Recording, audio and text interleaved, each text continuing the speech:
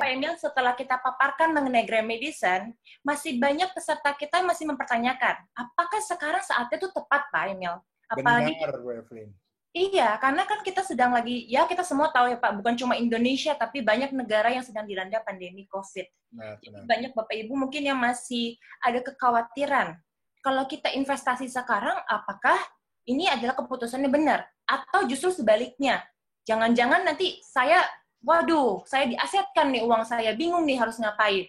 Belum lagi ada isu-isu ekonomi sedang lesu, nanti menuju ke resesi, dan lain sebagainya. Saya yakin itu adalah sesuatu yang ditanyakan oleh Bapak Ibu sekalian semuanya ya. Jadi saya tanpa berlama-lama lagi Bapak Ibu, saya mau mengundang pembicara saya kedua, saya yakin Bapak Ibu sudah tunggu-tunggu dari tadi, ingin bertanya-tanya, jadi gimana nih Bu Evelyn, langsung aja dijawab oleh pakarnya langsung. Nah, saya hari ini akan hadirkan kepada Bapak Ibu pakar properti Indonesia. Nah, Bapak Ibu sudah tahu kira-kira siapa? Sudah tahu belum? Belum ya? Oke. Bapak Ibu, di sini saya akan langsungkan panggilkan bintang tamu kedua saya, yaitu pakar properti Indonesia. Boleh tepuk tangan dulu semuanya, lambaikan tangan ke layar supaya Bapak saya bisa langsung muncul. Iya, terima kasih. Kepada Bapak Dr. Insinyur Matius Yusuf. Oke. Sebentar ya Bapak Ibu ya.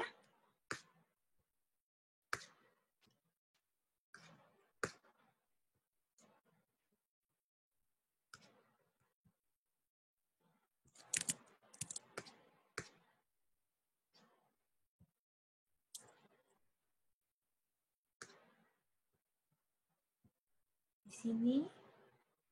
Oke.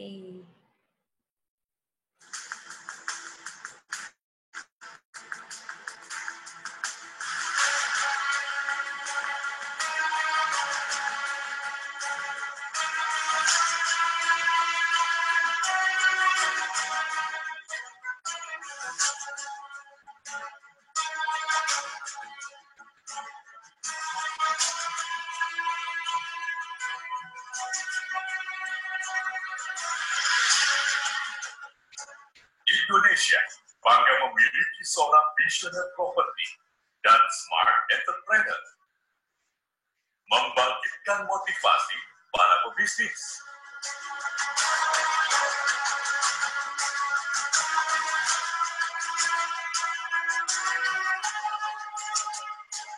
Pakar properti nasional yang melahirkan pemimpin bisnis terkemuka.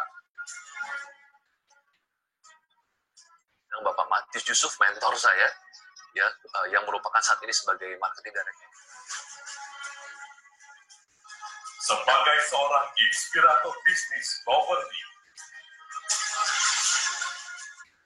dan konsultan properti manajemen yang sukses dalam bisnisnya, kita sambut bersama Mr. Matius Yusuf.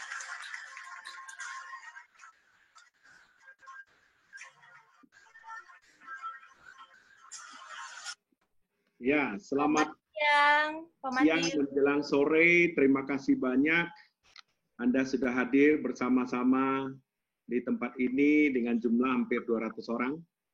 Ini adalah satu penghormatan yang besar bagi kami, tim pembicara, dengan tim daripada marketing yang ada di Podomoro, terutama yang di Project Green Medicine. Terima kasih banyak. Saya akan berbicara dari segi apakah yang harus kita lakukan sekarang. Banyak kita sudah work from home, semua udah di rumah ini. Jadi banyak yang di antara kita ini lagi bingung apa yang harus kita lakukan. Nah, apakah kita sudah siap? Ada gelombang baru yang akan terjadi di dunia bisnis, di Indonesia, bahkan di seluruh dunia. Berikut juga secara properti juga akan mendapatkan satu gelombang yang baru. Memang ini adalah satu hal yang perlu kita persiapkan diri kita. Jadi hari ini terima kasih atas kesempatan yang sudah diberikan kepada kami. Dan hari ini juga saya akan jelaskan bahwa memang berubah itu gak gampang ya. Kita out of the box gak gampang sih ya. Kita harus memikirkan bahwa sekarang saatnya beli properti atau saatnya jual properti atau saatnya hold kita punya properti itu juga tidak mudah, dan kita harus tahu juga trik-triknya. Apa yang harus kita lakukan. Bapak Ibu, ya selamat sore. Saya mengatakan sore ini saya memberitahukan ada beberapa hal yang saya ikutin terus, bahwa Indonesia ke depan ini akan sangat luar biasa.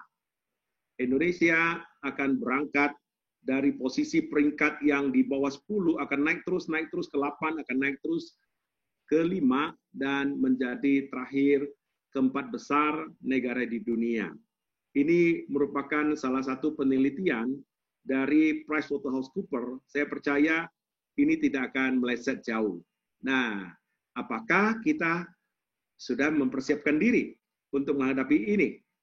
Bapak Ibu, saya akan mulai dengan sedikit paparan tentang properti. Banyak yang bertanya pada saya, properti itu lagi bagaimana? Properti itu akan naik kapan gitu? Properti ini di COVID ini bagaimana?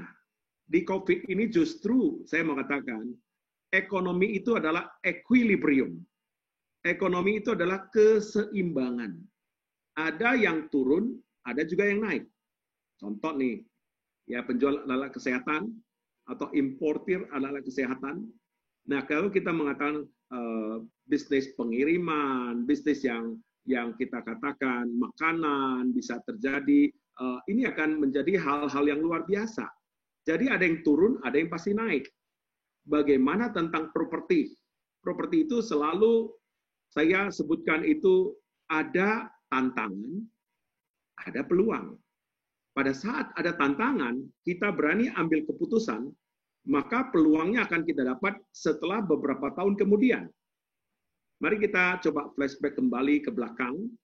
Saya katakan bahwa di tahun 98 itu terjadi krisis. 98 terjadi krisis, yaitu multi krisis. Orang merasa bahwa Indonesia tidak punya harapan lagi pada saat itu. Semua mungkin sebagian besar eksodus. Tahu nggak, Bapak Ibu, kesempatan itu sebenarnya properti yang paling punya kesempatan. Masih ingat bahwa kita orang yang jual rumah di Pantai Indah Kapuk, cuma jual dengan ukuran 400 meter, cuma 200 juta. Di mana 200 juta itu karena dia tidak punya harapan lagi. Maka kalau saat itu kita berani 98 itu, yang tidak punya harapan, kita berani invest pada saat itu, maka sekarang harga properti yang 400 meter di lokasi sekitar PIK itu, atau di PIK sendiri, itu harganya sekarang sudah hampir 20 M. Bayangkan aja, dari 200 juta menjadi 20 M. Bayangkan, dengan kalkulator merek apapun kita hitungnya, pasti tidak akan dapat nyambungnya. Baik, Bapak Ibu, setelah 10 tahun kemudian, kita bicara yaitu 2008, terjadi subprime mortgage. Saya percaya semua alami, the Federal Reserve menaikkan suku bunga dari 2 menjadi 4. Banyak yang gagal bayar dari mulai di luar negeri akan terdampak juga di Indonesia. Maka pada saat itu kita juga kena krisis, di mana kami juga mengalami krisis, tetapi pada saat krisis itu justru investasi yang paling menarik. Pada saat itu kita menjual shopping arcade yang ada di Podomoro City. Shopping arcade di situ jual ruko cuma 1,8 miliar. Dengar baik-baik, 1,8 miliar dengan jumlah lantai 4 lantai. Nah, 1,8 miliar kita jual. Sekarang setelah itu kita lihat setelah beberapa tahun kemudian, dan kalau kita bicara hanya 3-5 tahun kemudian, itu harganya sudah naik ke 18 miliar. Sekarang malah shopping arcade-nya sudah menjadi 20 miliar. Coba bayangkan, dari 1,8 menjadi 20 miliar, pakai kalkulator apapun tidak bisa kita hitung. Kemudian kita lihat lagi pada saat krisis sekarang, terjadi 10 tahun kemudian, 2018. Sebenarnya, kalau boleh saya mengambil past performance, sejarah yang lalu, hanya kurang lebih 3-5 tahun kemudian, properti itu akan bangkit kembali.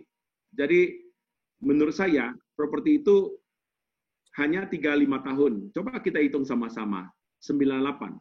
Benar nggak? 99, 2000, 2001 properti bangkit. 2008 terjadi subprime mortgage. Mari kita hitung kembali 2009, 2010, 2011 yang saya katakan tadi shopping arcade-nya dari 1,8 miliar itu sudah menjadi 18 miliar. Sekarang 20 miliar. Ini 2018 kalau kita berbicara masih krisis. 3 tahun kemudian 2019, 10, 2020, 2021 itu properti akan bangkit kembali. Jadi menurut saya inilah ada satu kesempatan dan ada satu gelombang yang sangat besar yang saya mau sampaikan kepada Bapak dan Ibu pada sore hari ini. Sebenarnya ini adalah waktunya belanja. Waktunya belanja, mumpung properti masih sangat murah. Mungkin properti banyak yang bertanya pada saya, apakah yang harus kita lakukan? Nah, tentu kita harus out of the box, keluar dari box. Justru pada saat krisis itu, pepatah China mengatakan, we and chi.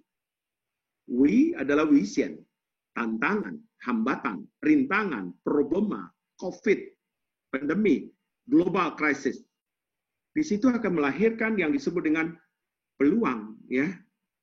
Jadi tantangan akan melahirkan peluang.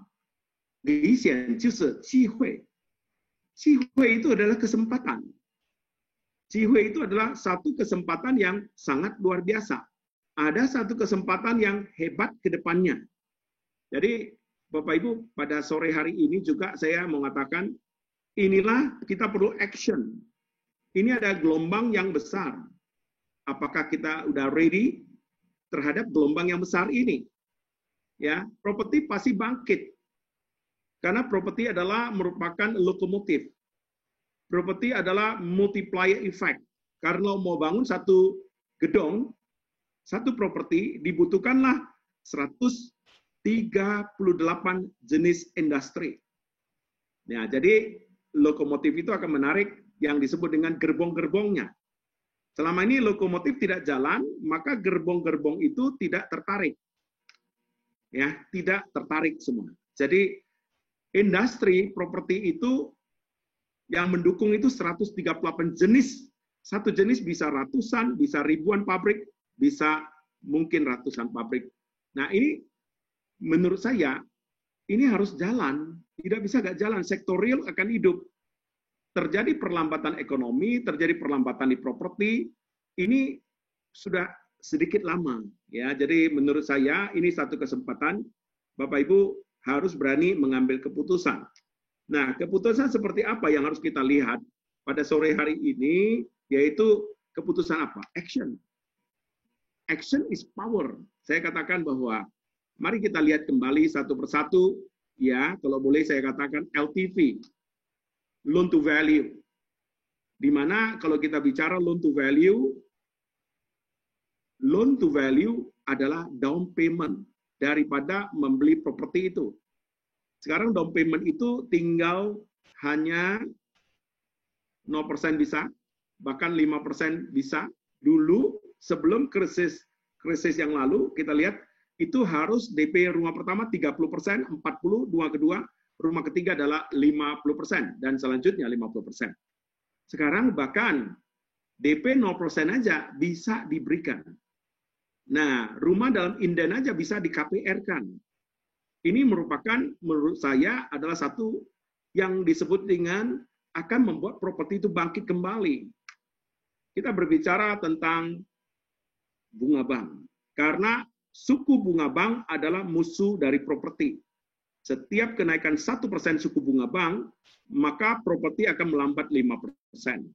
Setiap penurunan 1% suku bunga bank, maka properti akan penjualannya naik 5%. Coba kita lihat, SBI sudah diganti dengan repo. Repo sekarang suku bunganya 4,5, baru akan diturunkan dalam waktu ini, tidak lama lagi, 1-2 hari ini kali, akan diturunkan 25 basis point, menjadi 4,25. Saya pernah di bank, di mana suku bunga bank dulu 2 tangan, 2 kaki nih. bukan hanya 10%, tapi 2 kaki lagi, 20%-an. Sekarang suku bunga tinggal satu tangan. Hanya kurang lebih, ya kita katakan adalah 5%-an, 4,25. Jadi ini merupakan hal yang sangat menarik yang akan membuat properti itu akan bangkit kembali. Bapak Ibu, saya coba juga mau jelaskan bahwa kalau kita melihat properti begitu dahsyat, maka pada sore hari ini kita akan berbicara tentang properti itu dahsyatnya seperti apa. Saya coba mengartikan kepada Bapak dan Ibu bahwa kita akan melihat berani aja tidak cukup ini. Harus kita barengi dengan apa? Kita harus barengi dengan yang paling penting, kita barengi dengan yang disebut dengan keputusan. Tindakan yang nyata. Tindakan yang nyata adalah positif. Kita harus positif bahwa ini ada perubahan. Memang apa yang dikatakan John Young benar. Risky to change, riskier not to change. Berubah itu resiko, kalau tidak berubah, jauh lebih beresiko. Nah, ini yang perlu kita perhatikan baik-baik, bahwa hari ini kita melihat bahwa ada perubahan yang sangat fantastik yang terjadi. Nah, Bapak Ibu, kita lihat kembali juga ada perubahan, terjadi perubahan demografi. Dari tahun 1990 sampai 2050. Ini akan terjadi hal-hal yang sangat luar biasa, ya. Hal-hal yang sangat luar biasa akan terjadi di dunia ini kalau kita melihat bahwa Bapak Ibu bisa melihat, saya akan jelaskan juga satu hal yang mengambil keputusan itu siapa? Yang mengambil keputusan kalau dari golongan umur, dari 0 umur sampai 100 umurnya, kita lihat bahwa akan berubah. Sampai tahun 2030 Indonesia saya katakan menjadi peringkat nomor 5, ya 2020 ke 2030 akan menjadi peringkat kelima, dan di mana di tahun 2050 40 sampai 50 dia akan menjadi peringkat keempat. Dia loncat begitu dahsyat. Yang pertama adalah China. Yang kedua adalah kita berbicara, yang kedua itu adalah Amerika. Yang ketiga kita bicara bahwa hari ini kita bicara yang kedua yaitu Amerika, yang ketiga adalah India. Di mana yang keempat itu adalah kita sebutkan Indonesia, Jepang atau Indonesia, ya. Indonesia bisa gantikan Jepang. Nah, Bapak Ibu, saya coba lihat ini bahwa ini sangat bagus ke depannya. Jadi saya mau sampaikan kepada Bapak Ibu, karena itu kita perlu lihat nih program infrastruktur yang sangat baik di seluruh Indonesia. Komoditi sudah terkoreksi, easy money policy sebentar lagi kita harapkan juga ada tax amnesty kedua, ya. Kemudian kita lihat warga negara asing sudah bisa memiliki properti di Indonesia, ya. Yang bisa memiliki properti di Indonesia ini adalah suatu hal yang sangat bagus, ya, ke depannya. Jadi Bapak Ibu, ini adalah satu kesempatan yang baik. Mungkin saya akan sedikit nyambung lagi setelah Pak James, ya. Nanti kita akan cicat lagi seberapa hebatnya perubahan ini. Saya kembali ke Pak James.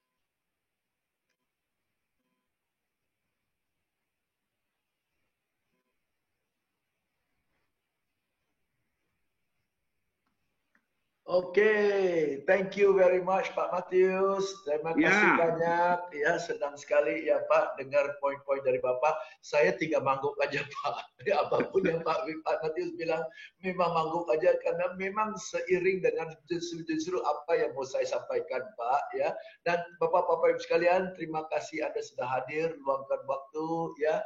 Sore ini yang begitu indah cuacanya, ya, dan ini adalah satu projek yang sangat-sangat menjanjikan. Yes, I agree with you ya Pak, ya.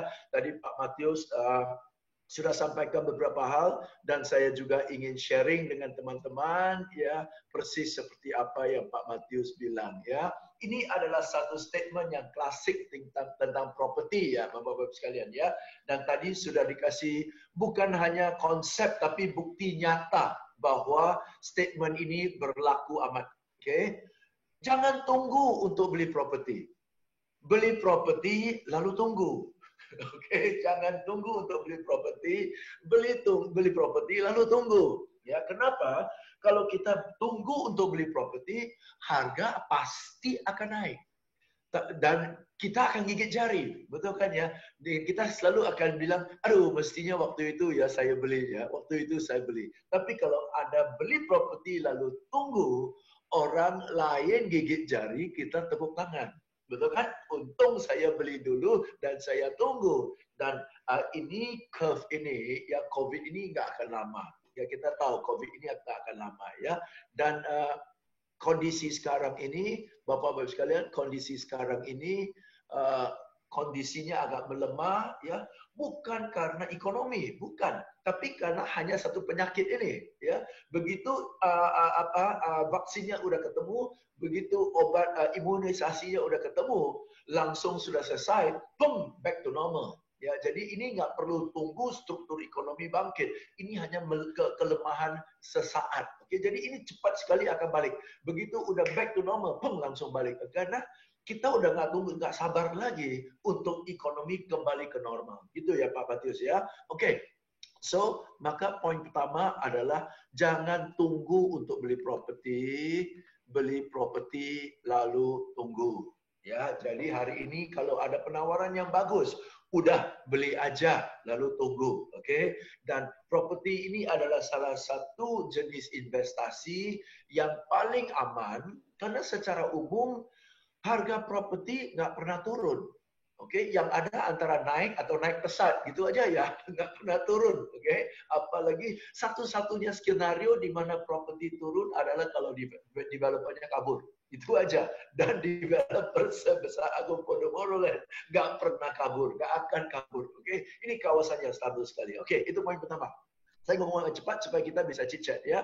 Poin kedua, Bapak-Ibu sekalian, yang disampaikan tadi oleh Pak Matius, ini buktinya bahwa kita satu aliran, Pak. Inilah WG yang tadi beliau bilang. Ya, dalam satu sisi ada peluang, ada ancaman, dalam sisi lain ada peluang. Oke, dan berkaitan dengan ini, Bapak-Bapak Ibu sekalian, ini linknya.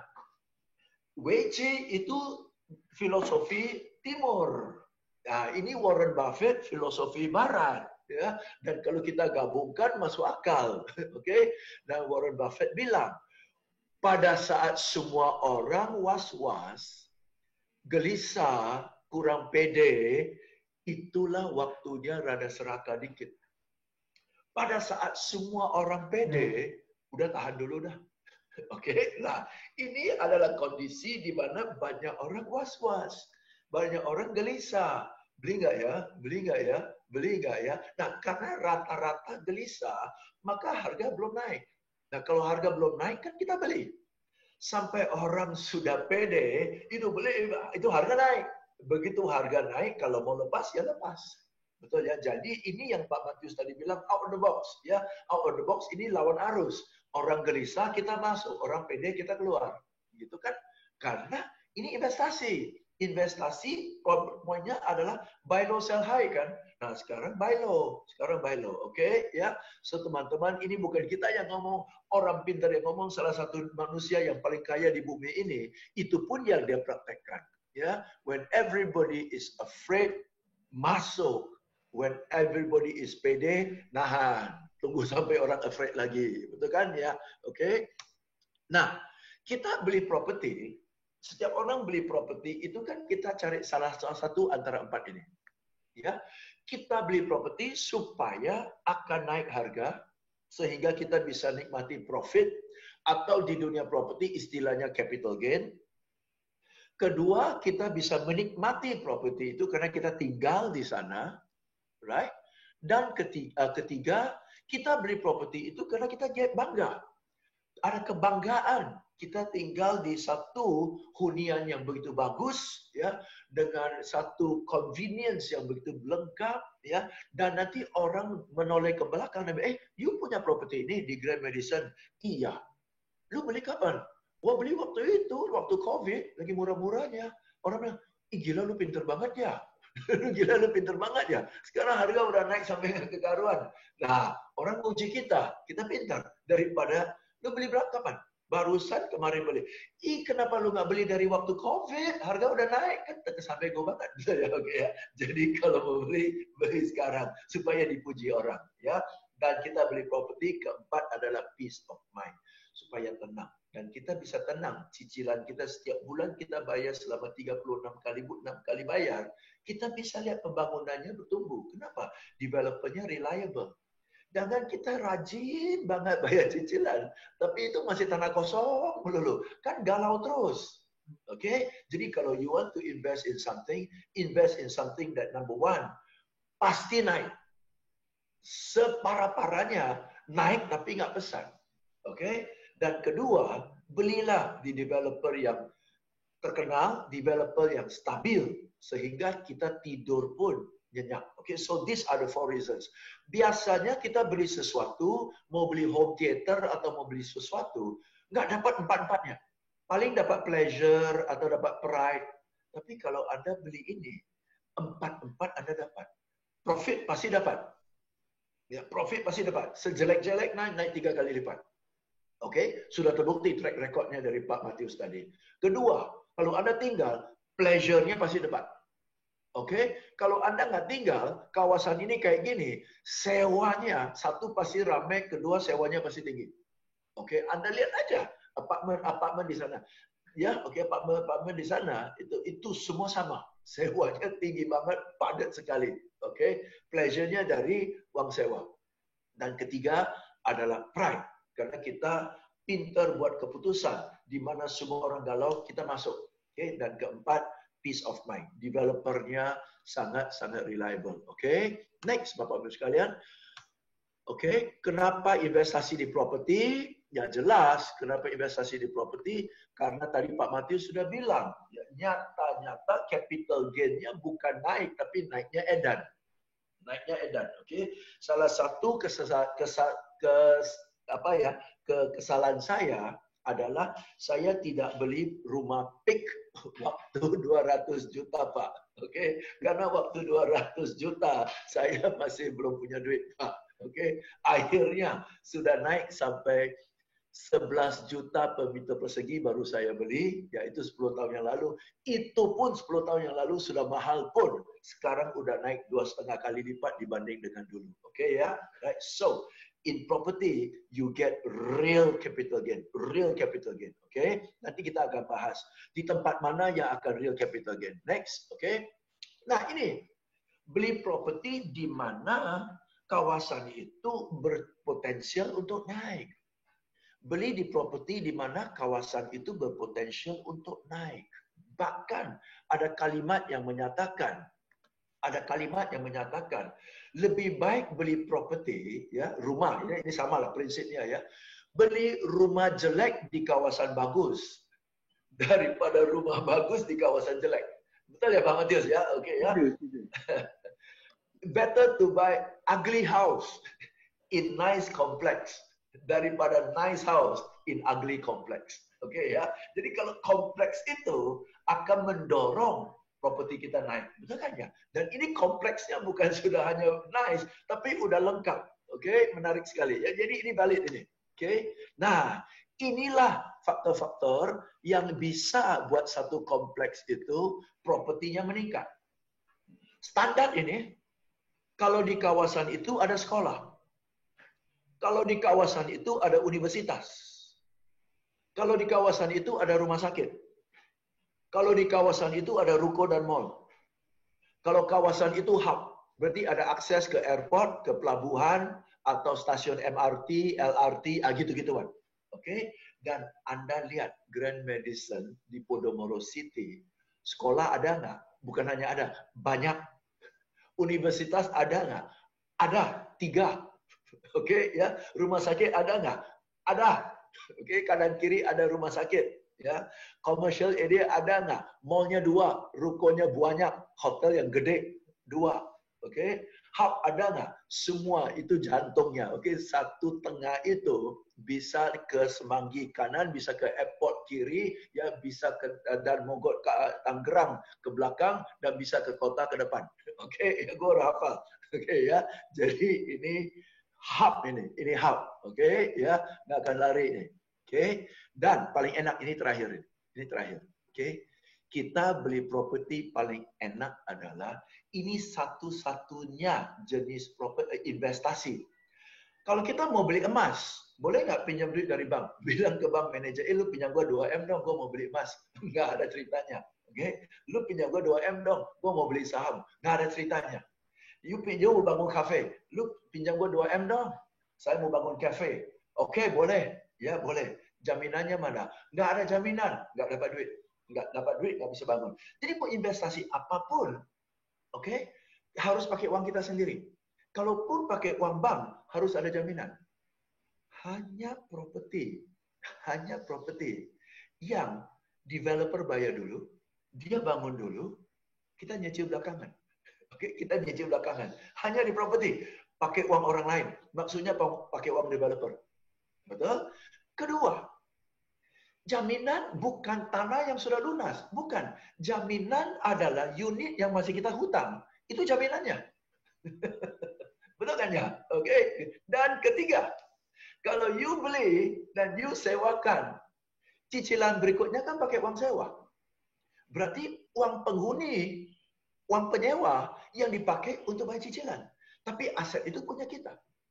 Dan nanti kalau sudah lunas, Anda nggak perlu jual asetnya untuk dapat duit. Aset itu tinggal di refinance saja. Anda dapat duit, tapi aset Anda masih pegang. Hanya properti. Oke, Bapak Ibu sekalian. Jadi ini saya tambahkan sedikit ya kepada suhu saya, guru saya properti. Beliau sudah sampaikan, gue tinggal tambah-tambah dikit aja lah. Oke, but anyway, teman-teman, lihat dari track record Agung Podomoro Land. Lihat dari track record Podomoro City, kawasan itu. Saya nyesel saya nggak beli 1 unit, Pak. Dan hari ini saya nggak mau nyesel lagi, Pak. Oke ya, hari ini saya nggak nyesel lagi. Track record dari perusahaan ini, track record dari kawasan, ya. Dan ini momennya harga lagi melemah. Oke, teman-teman, harga lagi melemah. Tadi Pak Matius bilang, ya Indonesia akan naik sampai ranking 5, ranking 4. Dan saya yakin pasti ranking 4 karena nggak mungkin Jepang akan secara ekonomi lebih kuat dari Indonesia. Nggak mungkin, Pak. Karena Jepang itu aging population, kita diuntungkan oleh demographics kita ya Pak ya, yang young generation ya, oke. Dan Bapak-Bapak sekalian, nanti Indonesia akan naik dalam nggak lama loh, 10 tahun loh, 2010 ya naik sampai ke ranking 5.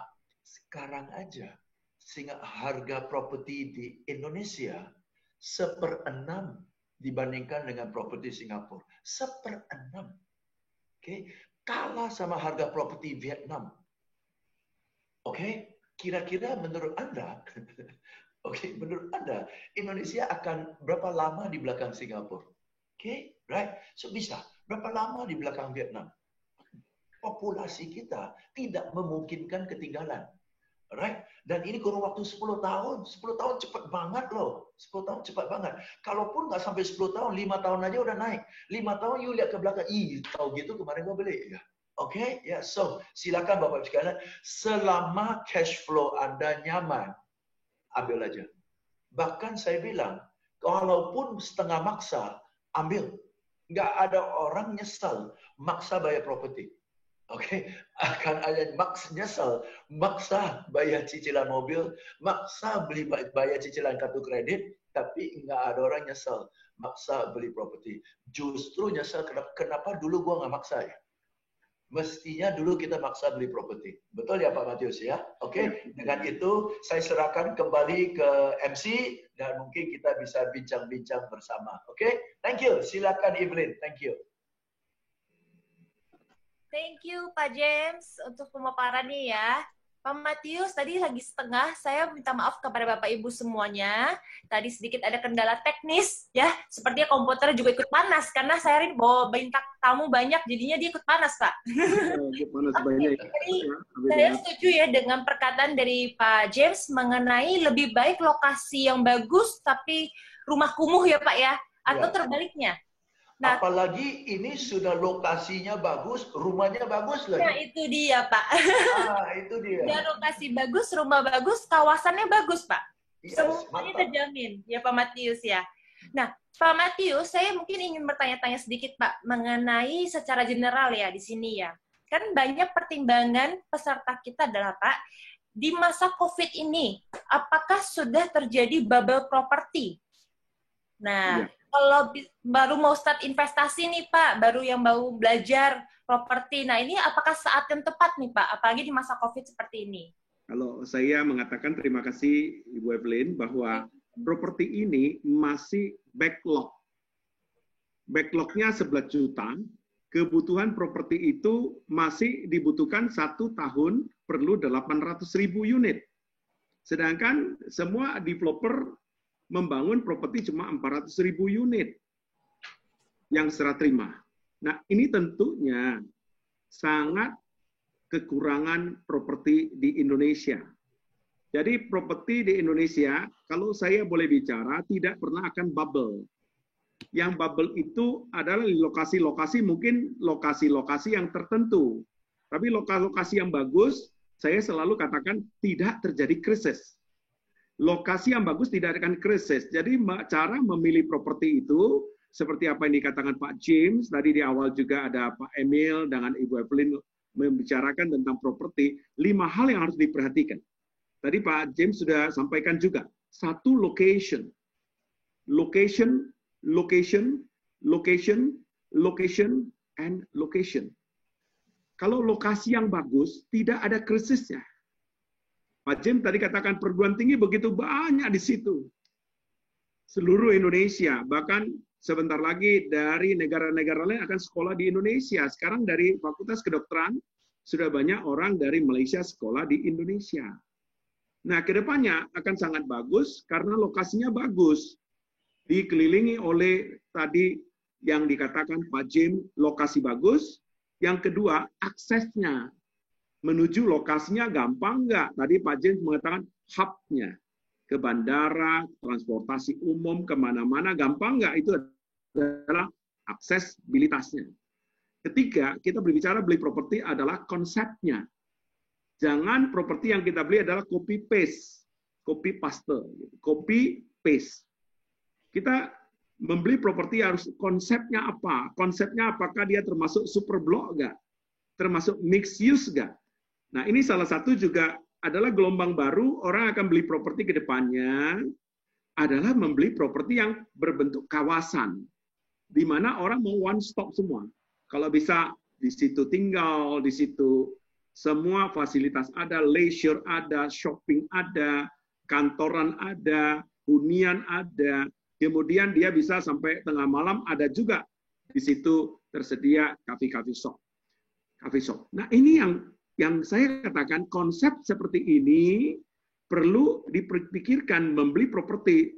Kalau properti begini, selain lokasi, akses, kemudian konsep, keempat, surrounding-nya. Tadi Pak James katakan surrounding-nya ada nggak rumah sakit? Ada nggak banyak mall lagi selain mall kita sendiri? Ada nggak di situ yang disebut dengan sekolahan, perguruan tinggi, ya? Itu akan menambah yang disebut dengan value added. Kemarin tadi juga sampaikan Pak James, the man behind the gun. Siapa di balik ini? Kita beli properti sekarang, zaman sekarang banyak orang mengatakan begini. Tadi Pak James mengatakan apa dibangun. Ini properti yang sudah kita bangun dengan uang kita sendiri. Anda beli properti, seeing is believing.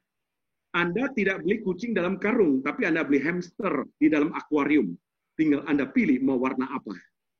Nah, ini yang saya mau sampaikan, 5 hal ini yang diperhatikan baik-baik kita dalam membeli properti, rasanya krisis pun properti itu tidak akan pengaruh. Kalau lokasi yang bagus, akses yang bagus, konsep yang bagus, surrounding fasilitas internal eksternal surroundingnya di luar dan di dalam bagus, kemudian the man behind the gun, dan kita bisa melihat propertinya sudah ada.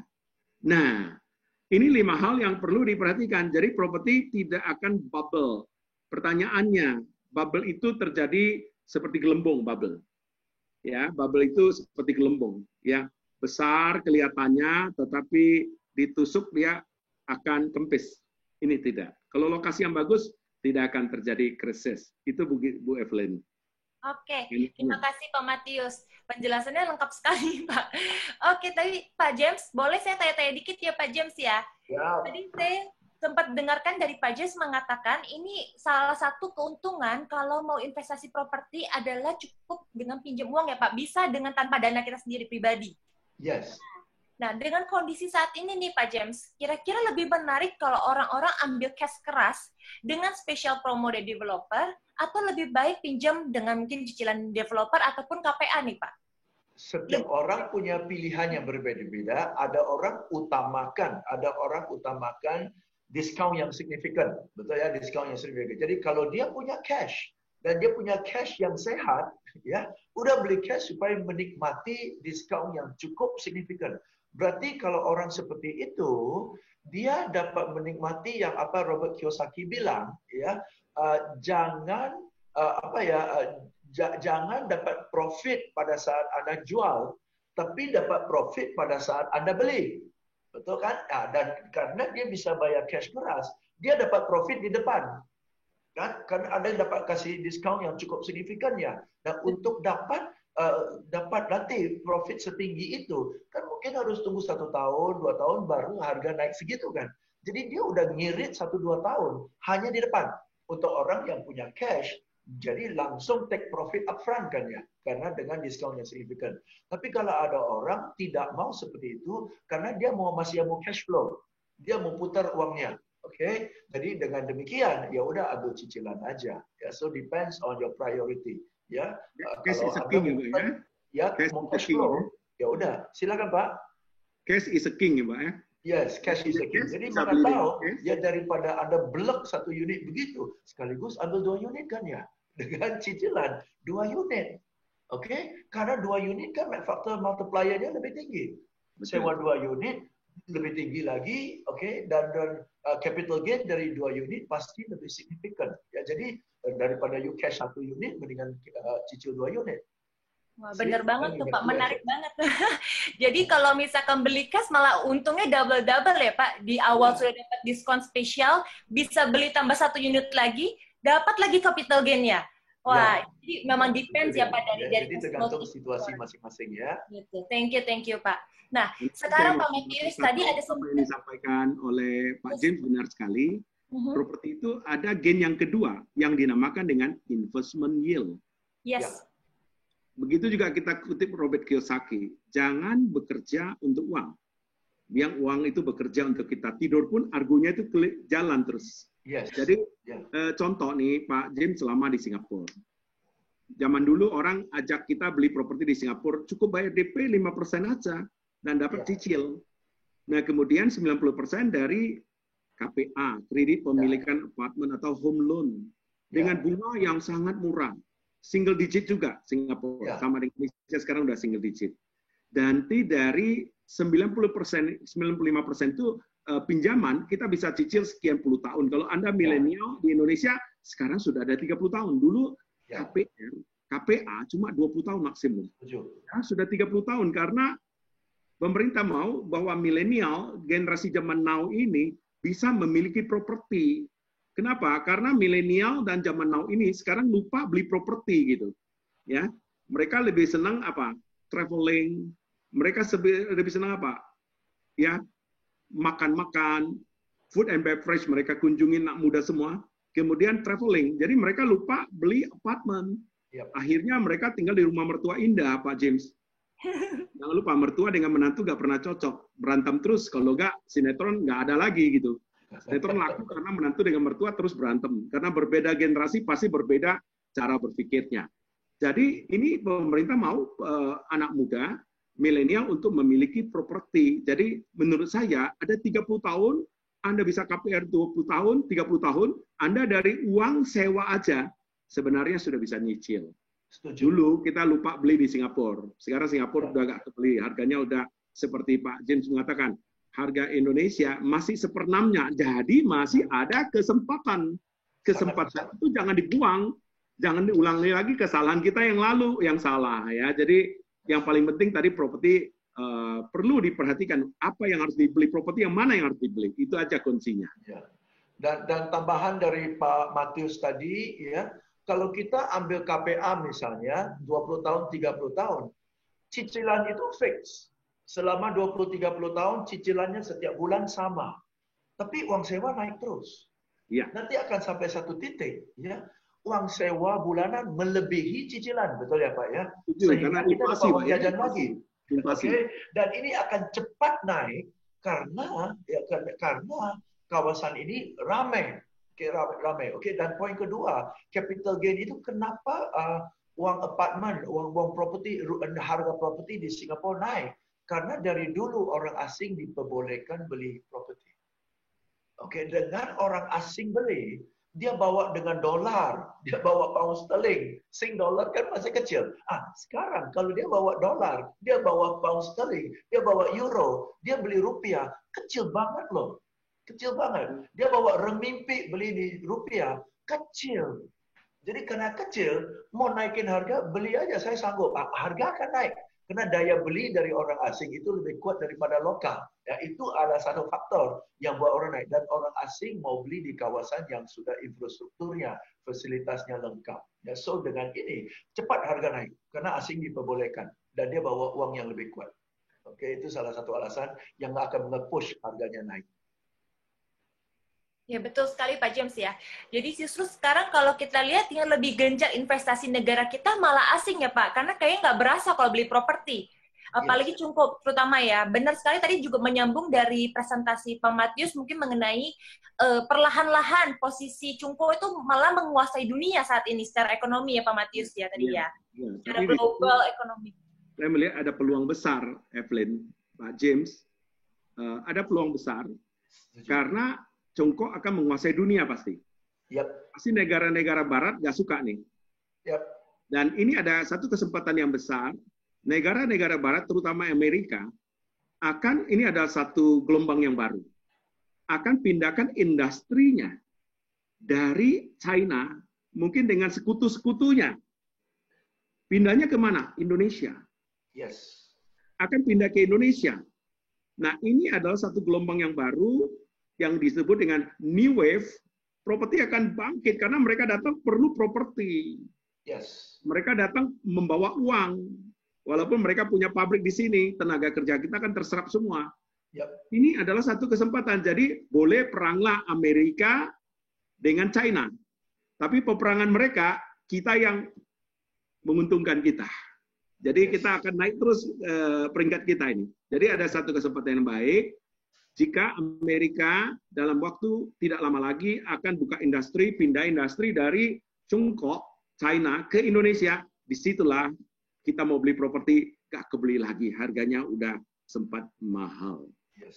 Dan itu alasan yang mendongkrak harga properti Singapura meningkat juga kan. Singapura selalu mengundang pabrik-pabrik perusahaan multinasional hadir kan ya. Dan teman-teman eksekutif yang kerja di Indonesia dari luar negeri, itu kadang-kadang kalau dia tinggal 2 tahun di sini, dia pasti bawa keluarga. Walaupun dia pabrik di sana, dia bawa keluarga dan keluarga harus stay di satu tempat yang layak. Dan mereka sebagai eksekutif pasti dapat allowance dan accommodation yang US dollar.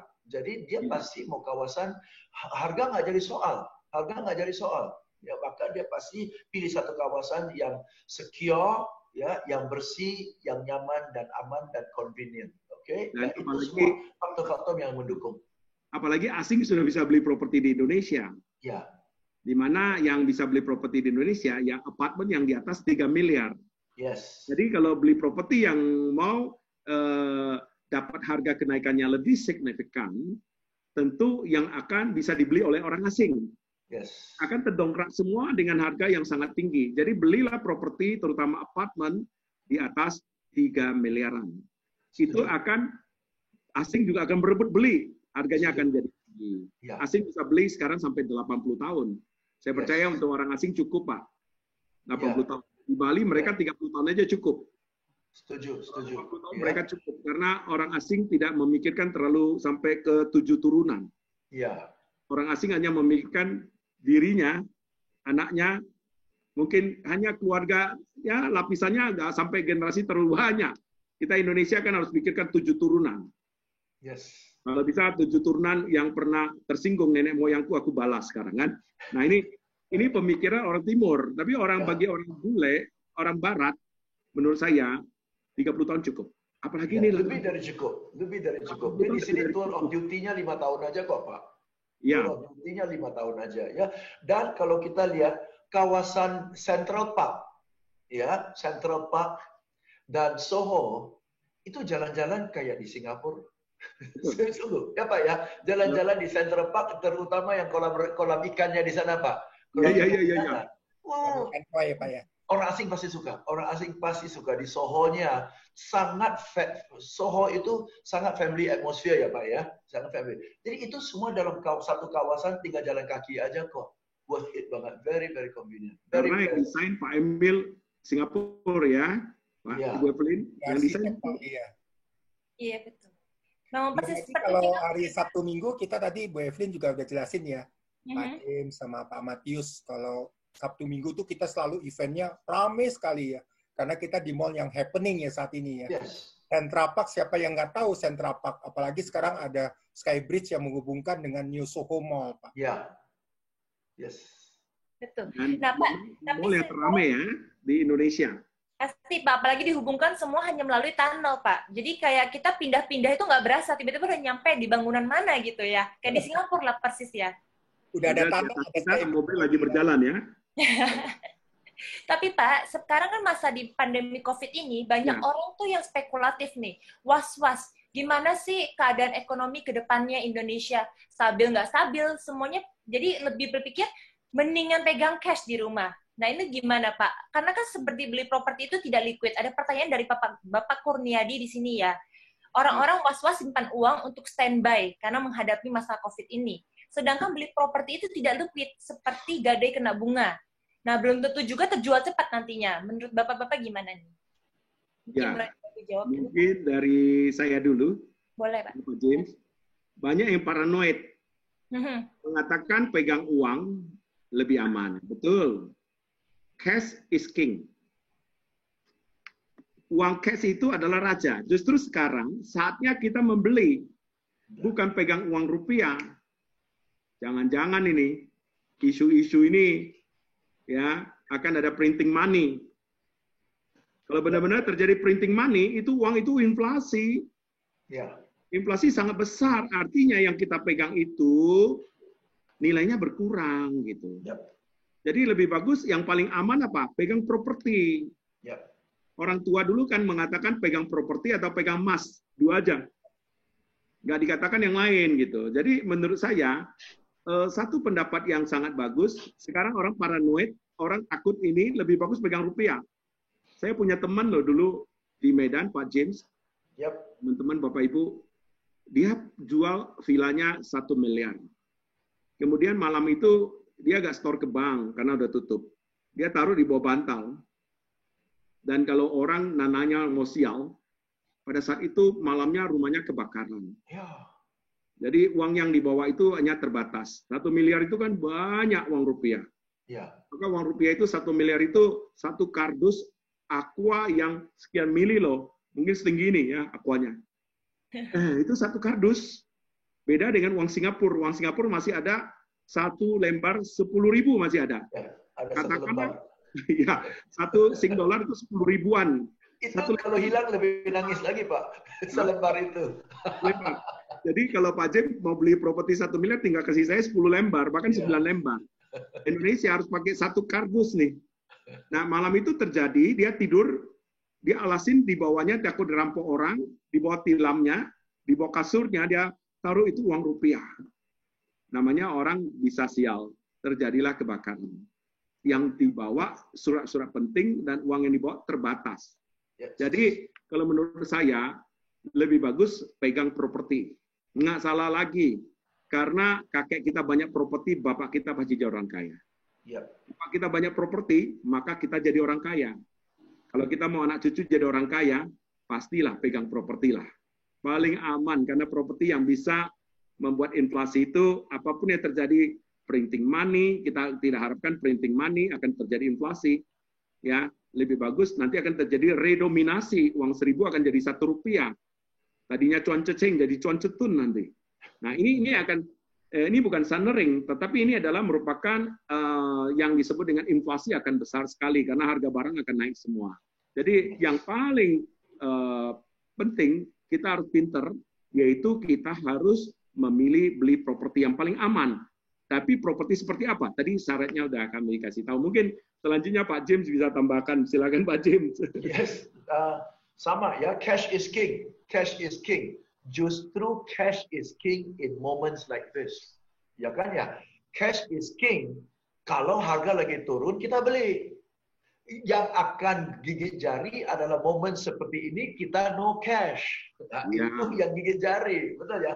Nah, yang aneh adalah kita sudah ada cash, momennya sudah tepat, tapi nggak mau manfaatkan momentumnya. Ada pegang cash untuk apa? Ya kan ya, cash itu adalah untuk momen kayak gini. Orang-orang yang tidak ada cash untuk momen kayak gini yang gigit jari, yang lewatin peluang. Anda yang ada cash, ada peluang, tapi nggak mau manfaatkan. Oke, itu satu. Oke, faktornya ya. So yes, cash is king for moments like this. I wish I had more cash. I will buy hotels in Bali now. Betul kan ya? Sekarang hotel-hotel di Bali kan cheap sale semua, Pak. Dan bukan tempat di tepi gunung atau di bawah gunung Merapi loh. Di Kuta, di Legian, di Sanur, di Seminyak, semua lagi jual. Seandainya saya ada duit, gue beli. 10 tahun lagi gue orang kaya loh. 5 tahun lagi orang kaya loh, Pak. Betul kan ya? Satu, cash is king. Geregetannya nggak cukup cash. Itu aja. Oke?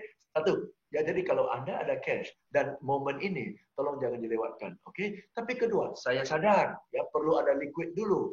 Kalau Anda khawatir tentang liquid dan you want to hold cash and you also want to invest, ya udahlah ambil cicilan aja lah. Ambil cicilan aja supaya dalam satu sisi Anda manfaatkan momentum lagi murah untuk beli, tapi dalam sisi lain Anda juga pegang cash. Cicil aja. Oke? Jadi dua-dua juga Anda dapat. Itu Pak. Bagus. Silakan Ibu Evelyn. Iya, menarik banget Pak. Justru memang kalau kita lihat, itu kita tergantung cara pandang kita ya Pak ya. Yes. Di saat ini adalah positif atau negatif. Karena kemarin saya juga belajar, ternyata ada satu figur Pak, ini salah satu orang terkaya di Hong Kong, justru di tahun 97, itu dia adalah pertama kali membeli properti Pak. Di tahun 97, di saat memasuki krisis moneter. Padahal dia adalah produsen mainan terbesar di dunia. Jadi dia bilang, semenjak itulah saya melihat ada peluang untuk di properti ya, untuk bikin portfolio properti saya dimulai tahun 97, kemudian saya membeli lagi justru di tahun 2011, yaitu kejadian 9/11, Pak. Di saat properti memang lagi stagnan, ataupun mungkin ada yang jual murah ya, saat seperti ini sama lah kayak COVID. Nah, itulah orang melihat kesempatan, oh saya pegang cash, saya mau beli properti. Karena nanti setelah masa ini berakhir, belum tentu kesempatannya ada lagi. Karena propertinya sudah naik. Nah, di sini Pak, ada pertanyaan menarik juga. Di masa era COVID seperti ini, yang mana yang lebih bisa diterima oleh calon pembeli? Apakah hunian tipe vertikal di dalam kota, atau landed area di area suburban? Jadi berbeda lokasi, berbeda tipe hunian nih Pak. Kira-kira lebih menarik mana untuk orang yang di masa COVID seperti ini? Ya, mungkin saya jawab dulu, nanti baru ditambahin oleh urutannya ya Pak ya. Nah, saya tertarik dengan apa yang disampaikan oleh Ibu Evelyn. Orang kaya bisa jadi kaya karena dari properti. Andrew Carnegie juga sampaikan, of all millionaires became so through owning real estate. Semua orang kaya di dunia mulai dari properti. Coba lihat konglomerat properti di dunia, ya. Walaupun krisis, dia tidur, nanti bangkit lagi lebih besar. Betul. Pak Ciputra, kebetulan saya kenal benar mendiang.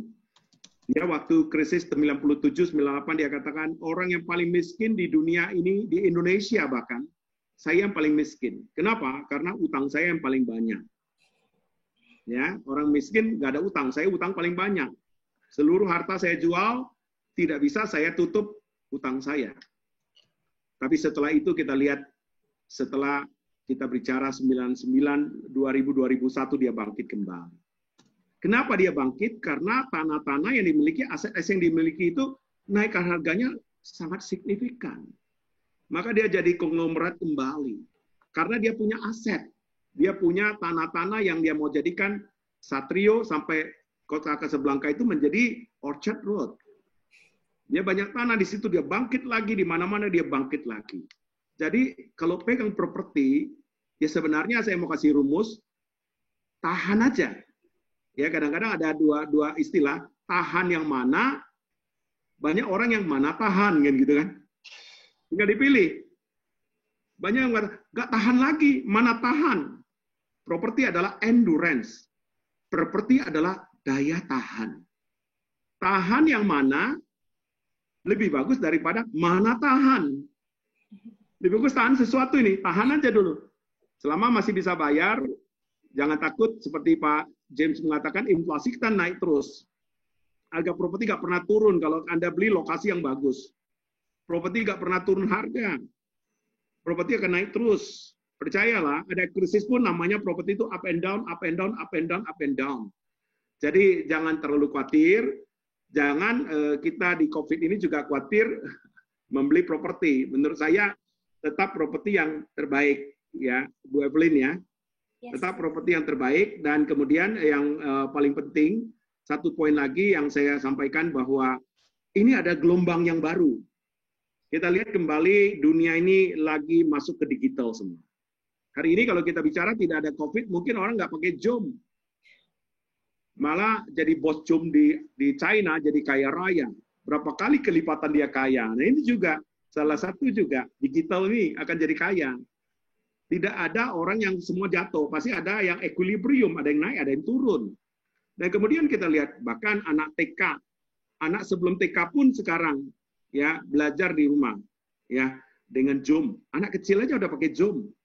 Ya, jadi menurut saya ini ada satu gelombang yang baru. Jadi sadar atau tidak sadar, kita mau berubah atau tidak, apa yang dikatakan John Young di tahun 1930, itu astronot dia katakan, risky to change, riskier not to change. Berubah itu risiko. Kalau Anda tidak mau berubah, itu jauh-jauh lebih berisiko. Jadi berani nggak ambil keputusan?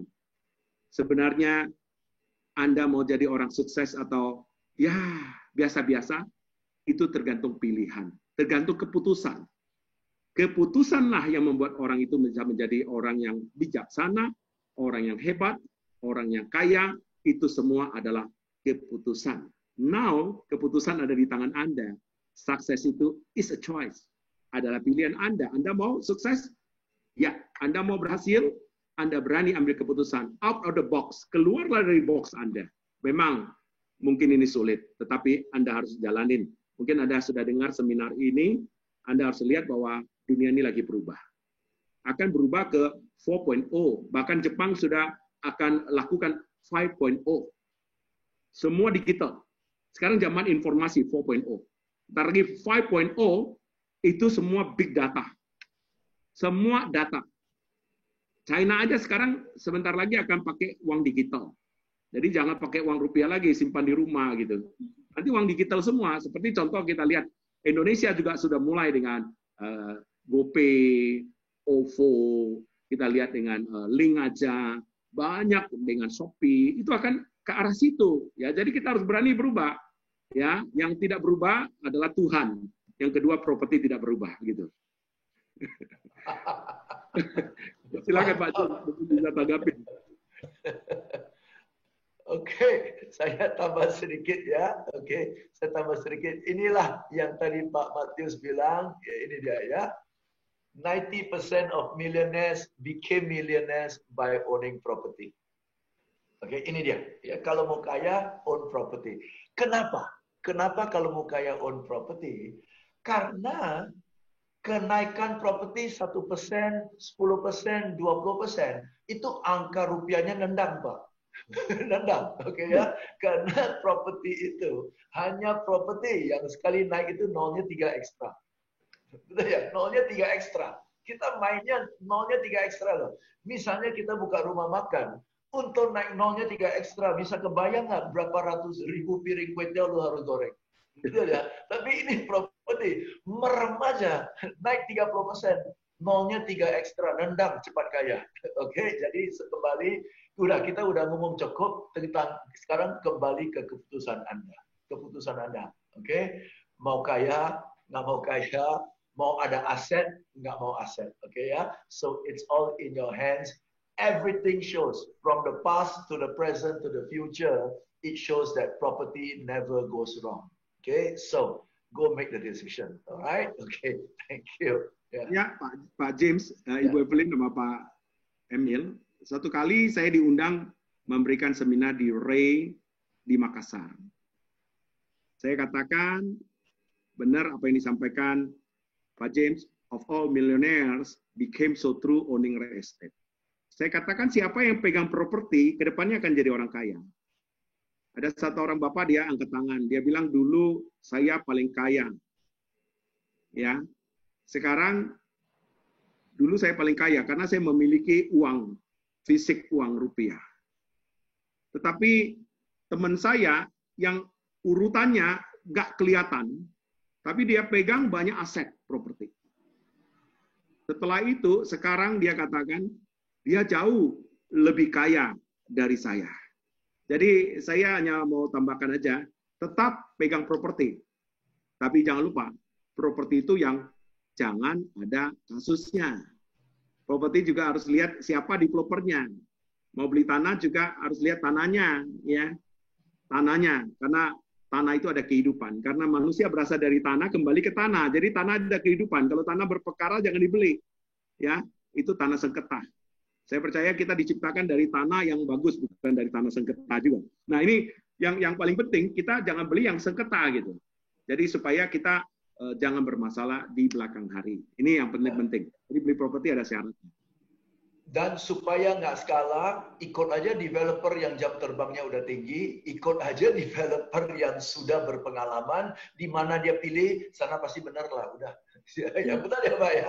Udah, ya, kalau kita mau nggak salah, ikut orang yang sudah punya track record lah, gitu aja kan ya. Dalam apapun, dalam bisnis pun, dalam guru pun, dalam mentoring pun, dalam investasi pun, ikut aja orang yang sudah punya track record, nggak bakalan salah kok. Pengalaman 50 tahun, kita ikut aja, mana bisa salah. Follow the right people ya Pak ya, follow the right people. Yes. Jadi kalau mau sukses, tanyakan orang yang sudah pernah pergi dan pernah kembali. Ya. Banyak orang salah tanya. Dia tanya sama orang yang sama-sama belum pernah pergi. Ya. Sama-sama belum pernah tahu masalah. Ada yang salah lagi, dia tanya sama orang yang pernah pergi dan tidak pernah kembali. Ya. Jadi tanya orang yang sudah pernah pergi dan kembali, tentu berbicara tentang experience. Berbicara tentang durasinya, dia lama nggak di properti ini, developer ini. Ya, jadi yang paling penting, ini yang perlu Anda pilih. Tentu semua itu tadi 5 syarat itu jangan lupa, ya. Lokasi itu paling penting.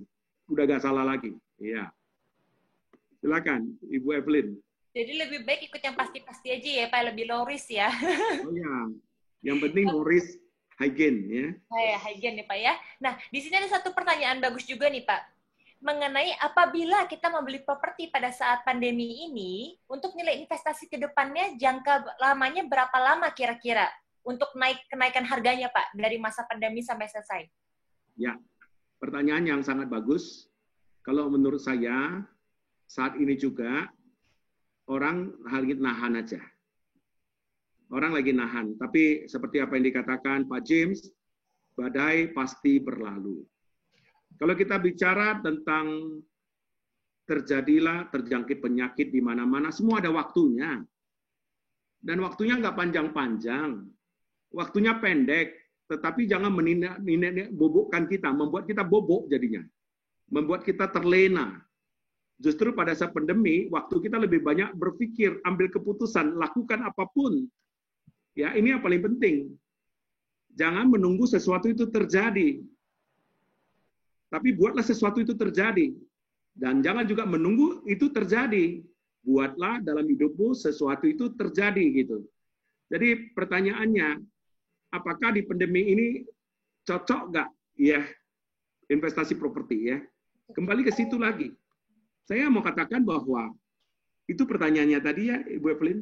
Betul Pak. Sekalian berapa kira-kira Pak jangka waktunya Pak sampai mengalami kenaikan itu?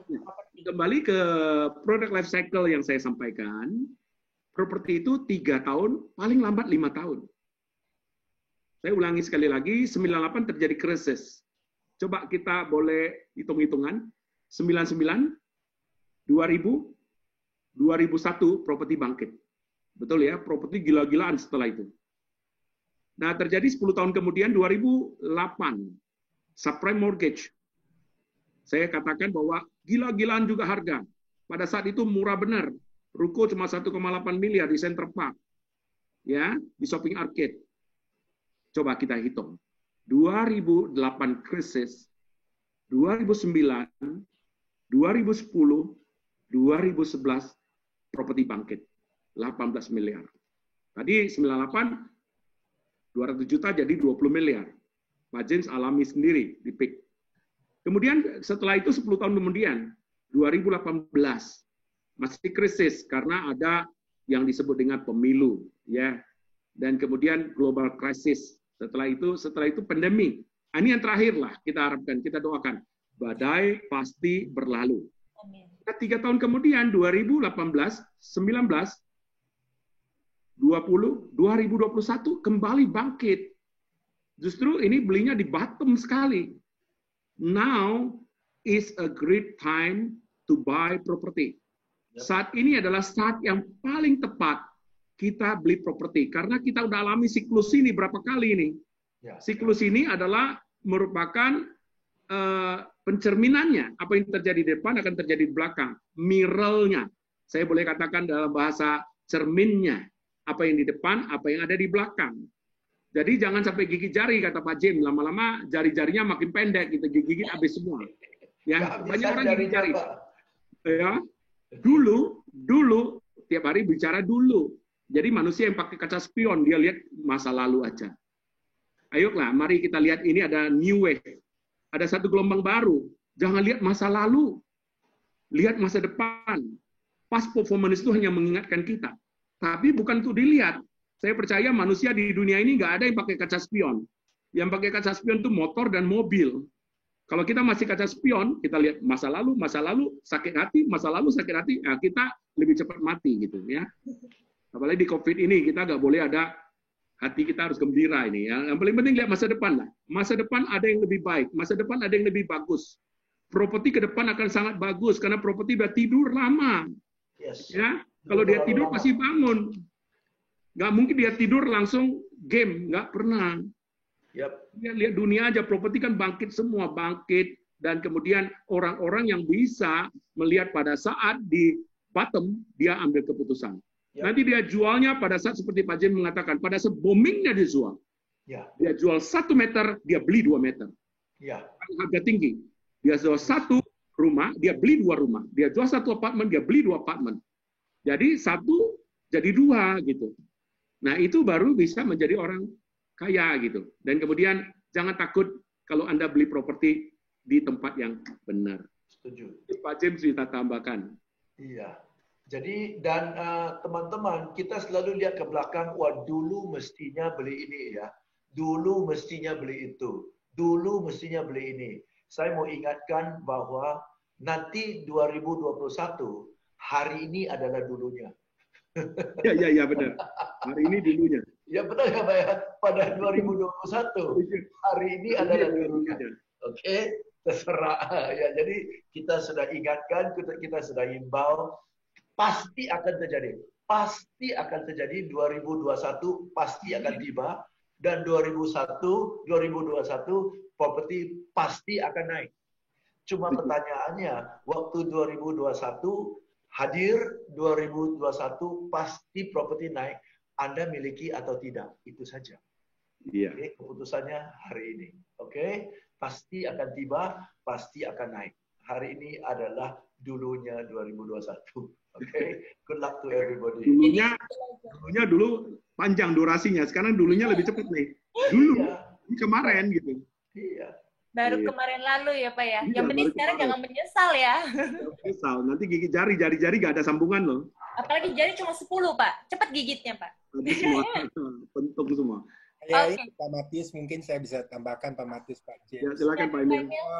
Gading Shopping Arcade waktu itu kita jual di angka 1,5 sampai 1,8 seperti tadi Pak Matius paparkan ya. Sekarang angkanya udah 20 M. Orang itu waktu itu nggak beli satu gigit jari. Sekarang nggak dapat sama sekali, jarinya habis Pak Matius. Dia sangat menyesal sekali bahwa sama sekali tidak mendapatkan keuntungan. Gitu. Ya, kita boleh melihat past performance juga ya Pak Emil. Iya. Yang ada di Podomoro City memang betul-betul sangat luar biasa, fantastik. Dari mulai tadi dijelaskan Medit 1. Kita jual dulu 150 juta yang studio, sekarang hampir 600-700 juta. Medit 2, kita jual yang satu kamar 300 juta. Sekarang hampir mencapai ke angka 700-800 juta. Kita jual Royal Mediterranean, dulu yang 2 kamar 1,3 M, sekarang 3 M lebih. Kita jual Center Park Residences di atas mall, 3 tower. Kita jual yang 1 kamar 500 juta, sekarang hampir 2,5 miliar. Kita jual Madison Park 400 juta, sekarang mencapai hampir 600-700 juta, bahkan 800 juta. Nah, Neo Soho juga seperti itu. Jadi kita melihat bahwa begitu juga office, kita jual dulu 10 juta. Sekarang office-nya udah 50 juta. Begitu juga, nah kita harus lihat past performance juga. Kita harus juga lihat, properti itu ada namanya sunset property dan sunrise property. Nah, kita jangan banding-banding, ya. Ada yang nggak bisa dibanding gitu. Ada yang nggak bisa comparative market analysis. Kenapa? Karena kalau kita berbicara berkatnya ada di situ, berkahnya di situ, hokinya ada di situ, disitulah yang bagus. Kenapa? Karena kita lihat semua untung. Di situ kalau kita punya apartemen, kalau hari ini kosong sewa, pasti agent yang cari kita, 20 agent cari kita. Ya, jadi mau disewakan nggak? Nah, ini pengalaman-pengalaman teman-teman yang sudah mengalami keuntungan itu. Nah, poin yang paling penting juga, kita melihat bahwa apa yang disampaikan oleh Pak Emil, jangan sampai kita tidak mendapatkannya. Orang-orang yang beli shopping arcade, ya, itu rata-rata sewain bisa 400 juta, minimum 300 juta, bahkan 500 juta. Ya, mereka beli 1,5 M, kata Pak Emil, 3 tahun udah balik modal. Balik modal, propertinya naik 20 M lagi. Coba bayangkan, ya. Nah, ini yang seperti Pak Jen mengatakan, ambil kredit pun nggak usah takut. Suku bunga bank itu terukur, kenaikan harga properti tidak terukur gitu ya. Satu terukur, satu tidak terukur. Dan beli properti itu adalah yang disebut dengan kita beli properti hari ini nggak perlu beli 5 miliar, keluar 5 miliar. Ya, kita bisa keluar 10 juta dulu. Ya. Dan kemudian besoknya yang 5 miliar, jadi 6 miliar. Kita langsung untung uang hangus 1 miliar. Ya, maka itu namanya leverage. Properti itu berbicara tentang leverage. Beda dengan lain. Kalau kita investasi emas, kita harus keluarkan uang untuk beli emas. Sebanyak itu. Beli saham juga keluarkan uang sebanyak itu. Walaupun pembayaran boleh beberapa hari. Kita mau deposito, nggak mungkin saya mau deposito 1 miliar, saya kasih 10 juta aja, tapi dihitung 1 miliar. Nggak mungkin dong.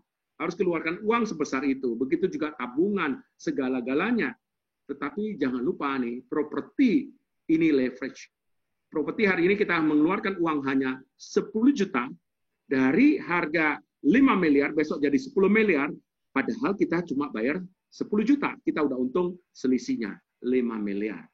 Dan begitu juga kita beli dengan DP atau booking fee, DP, down payment, untuk mendapat KPA, kita bayar cuma 5%. 90%-nya bisa KPA. Dari 95% itu kita bisa cicil 30 tahun, maka setiap bulan punya uang sewa, kita sudah sanggup menutup cicilan itu. Seperti terjadi di Singapura. Jadi, Pak Emil bilang benar, jangan sampai kita gigit jari ya Pak. Apalagi kalau jarinya sampai putus ya Pak, ya. Sampai habis. Banyak yang sudah mau putus ini ya. Ya boleh saya kembali ingatkan ya Pak ya, untuk promo kita hari ini Grand Madison, khusus 1 hari ini aja, kita sudah sangat mendukung keputusan Bapak Ibu untuk mengambil properti segera, supaya nggak ada menyesal kemudiannya, karena kita membantu supaya Bapak Ibu tuh bisa bahagia dan cuan. Makanya khusus hari ini kita berikan voucher diskon langsung sampai dengan 1,3 miliar rupiah. Itu langsung Bapak Ibu ya. Kemudian dukung juga kalau Bapak Ibu yang 1,3 miliar itu 1 kardus lebih loh. 1 kardus lebih 1 kantong plastik asoy ya. Bisa 1 tambahan Pak justru Pak. Jadi 2 unit seperti kata Pak James. Kan kita nggak mau simpan uang. Iya. Di sini Bapak Ibu juga bisa didukung dengan suku bunga bank yang sedang rendah banget, cuma starting di 4 komaan. Bapak Ibu cukup DP 5%, sisanya bisa dicicil sesuai dengan kemampuan. Mau 20 tahun, mau 30 tahun, itu berarti Bapak Ibu sudah memiliki properti hanya dengan DP 5% loh Bapak Ibu. Tidak usah, biarkan cicilan lampa, seperti kata Pak James, cicilan boleh 10 tahun flat. Tapi kita sudah mengalami namanya capital gain itu, sudah dicicip gitu keuntungannya ya. Pak Emil mungkin ada tambahan lagi Pak Emil? Ya, Bu Evelyn, Pak Matius, dan Pak James, yang paling penting Bapak Ibu ya, dalam membeli suatu properti itu tadi udah mendengarkan paparan Pak Matius dan Pak James yang begitu komplit ya, dan juga lengkap sekali ya Bu Evelyn ya. Betul sekali Pak Emil. Kita harus smart ya Bapak Ibu ya. Di sini kita memikirkan bahwa properti kita tuh terletak di CBDS Parman, sangat lengkap fasilitas satu, fasilitas internal maupun fasilitas eksternalnya. Lalu yang kedua adalah kita harus sharp, 2S yang kedua. Berarti kita melihat apa? Tadi Pak Matius sudah sebutkan capital gain.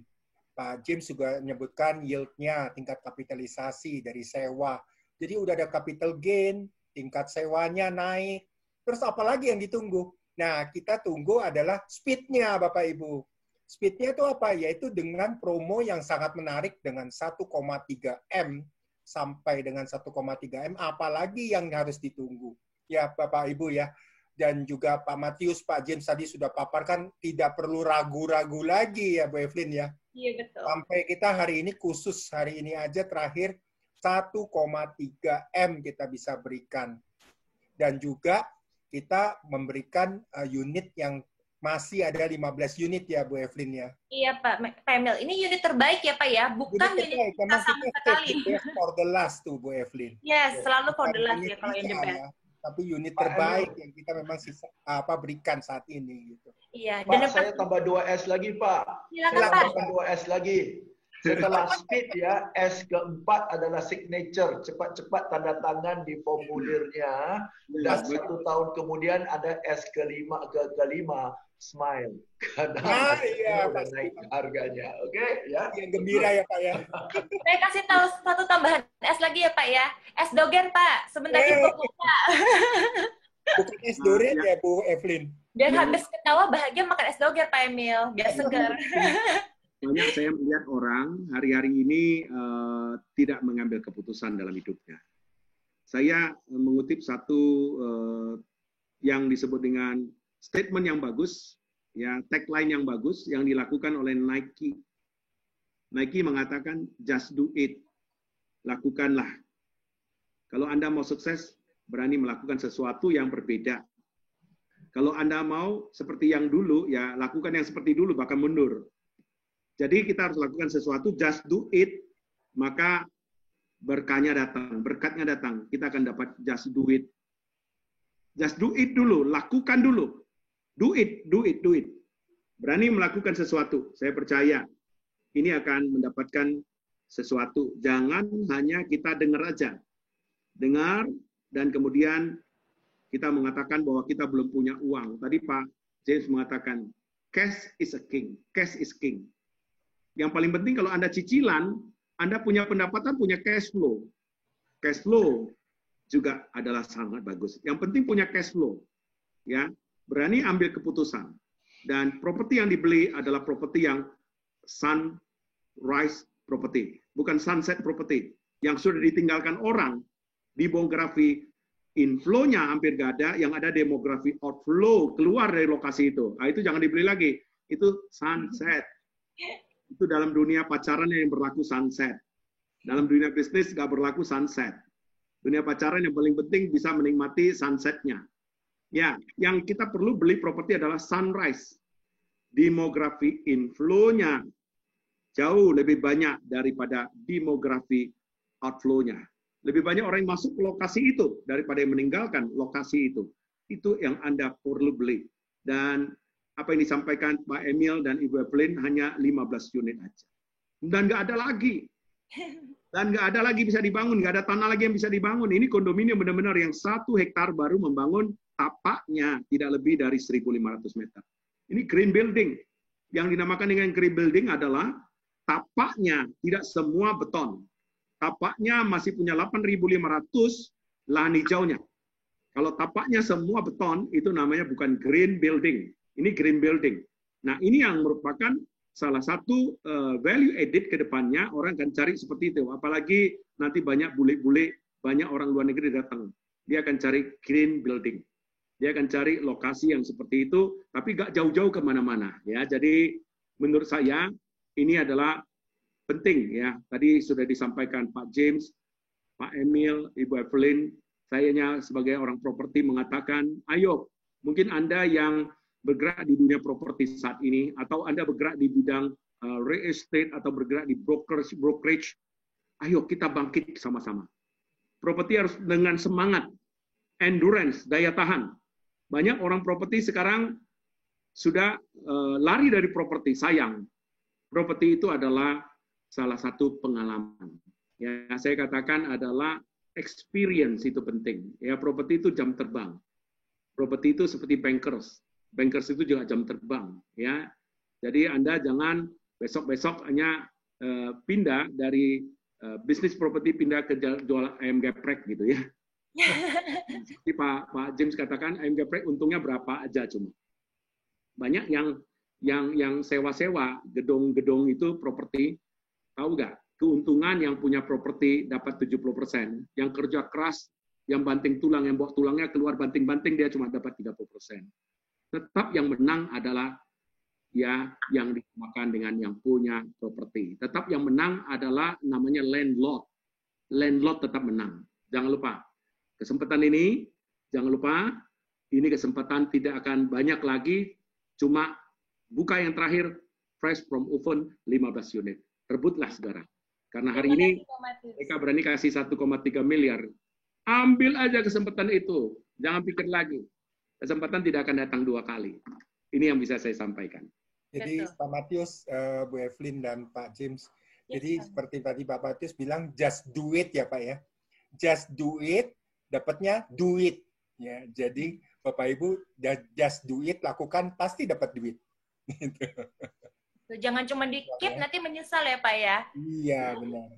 Nah, berhubung kita juga sudah di penghujung acara Bapak Ibu, saya kembali ingatkan bila Bapak Ibu masih ada pertanyaan yang belum terjawab, kita minta maaf, Bapak Ibu boleh lanjutkan di nomor WhatsApp kita ya, tadi sudah tertera di atas, di 0813 555 11125, atau di 0813 8147 7948. Bapak Ibu boleh langsung lanjutkan pertanyaan itu di nomor yang sudah tertera di sesi chat ya. Saya rasa sudah cukup sampai di sini, Bapak James, Pak Matius, Pak Emil, penjelasannya lengkap banget. Semoga bisa memberikan pencerahan kepada semua peserta kita hari ini. Just do it, take action, salam cuan.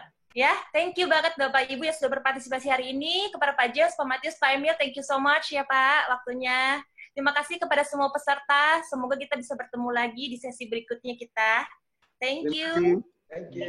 Salam sukses, Pak. Hampir 200 orang yang ikut. Terima kasih. Luar biasa. Ambil keputusan.